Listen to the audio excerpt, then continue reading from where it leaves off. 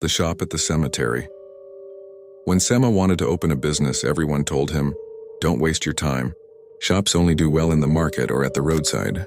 But Sema, stubborn as always, found a small wooden kiosk right next to the cemetery gate and said, "Here's where I'll sell." People laughed at him.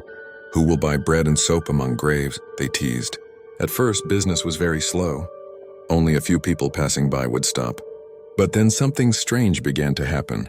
Every morning when Sema opened his shop, he would find money inside the till.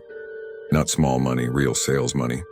Yet he had closed the shop the night before, locked it with his own hands, and carried the key home. At first he thought it was a mistake. But then, day after day, the same thing happened.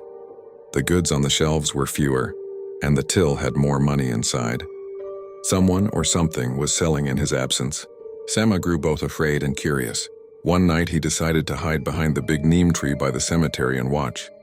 Midnight came, the air was cold. Crickets chirped. Then slowly the cemetery gate creaked open.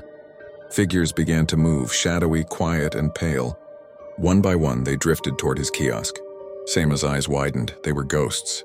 But instead of harming him, they calmly opened the kiosk, took biscuits, soap, matches, even bottled water, and carefully dropped money into the till. One tall ghost even gave change to another. Sema almost fainted, but he kept watching until dawn. From that night, he never feared again. He realized the customers were not there to scare him. They were simply still living in their own way, buying, eating, drinking, respectful enough to always pay. Soon, people noticed Sema's business was growing faster than anyone else's.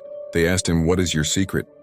He only smiled and said, "My customers are loyal, very loyal. Even death hasn't stopped them."